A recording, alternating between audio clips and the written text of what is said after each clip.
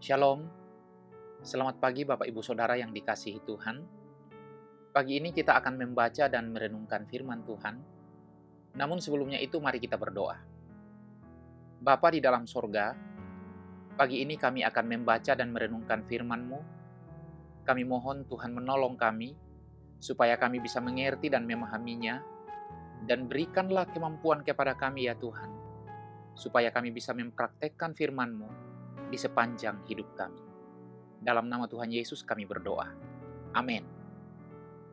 Saudara yang dikasihi Tuhan, firman Tuhan yang akan kita baca dan renungkan pagi ini dari kitab Ester pasal 1 ayat 22. Ester pasal 1 ayat 22, demikian firman Tuhan. Dikirimkanlah oleh Baginda surat-surat ke segenap daerah kerajaan.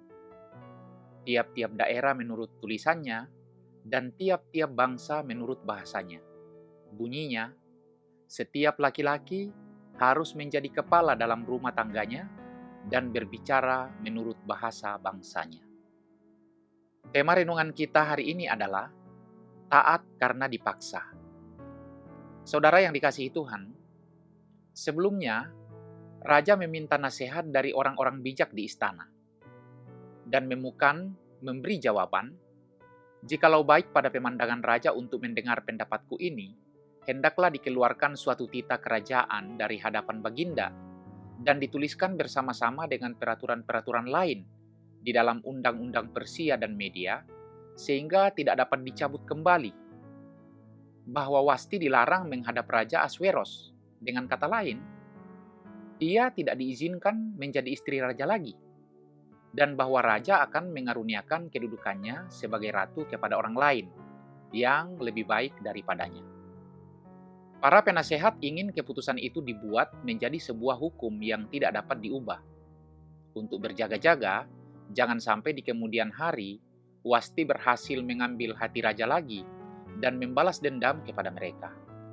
Bila keputusan yang diambil raja kedengaran di seluruh kerajaannya yang sangat besar itu, maka semua perempuan akan memberi hormat kepada suami mereka dengan bersikap taat, dari orang besar sampai orang kecil, baik pejabat maupun rakyat biasa.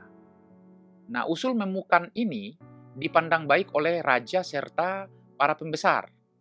Jadi bertindaklah raja sesuai dengan usul Memukan itu. Dalam ayat-ayat ini, kita melihat sebuah ironi dalam kekuasaan. Ketika seorang raja yang sangat berkuasa justru merasa terancam oleh ketidaktaatan satu orang perempuan, yaitu Ratu Wasti, karena menolak tampil di hadapan umum untuk dipamerkan. Wasti dihukum, dan sebuah dekrit dikeluarkan supaya setiap orang laki-laki menjadi kepala dalam rumah tangganya. Sekilas, keputusan ini terlihat seperti upaya memulihkan ketertiban. Tapi sesungguhnya ini adalah tindakan untuk memaksakan ketaatan, bukan membangun keharmonisan. Di balik ketegasan hukum itu, tersimpan ketakutan bahwa perempuan akan berhenti tunduk dan para pria kehilangan kontrol.